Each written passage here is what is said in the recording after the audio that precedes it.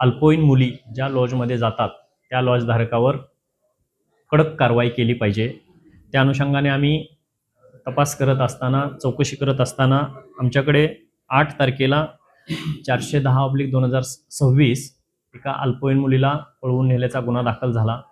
त्या गुन्ह्याच्या आरोपीला आशुतोष कुंभार या आरोपीस आम्ही अटक केली।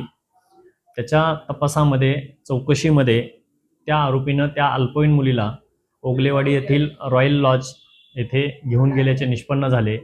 निष्पन्न झाल्यानंतर अल्पवयीन मुलगी आहे हे माहीत असताना सुद्धा लॉजधारकांनी, लॉजचा जो मालक आहे शमशुद्दीन नदाब याने प्रवेश दिला।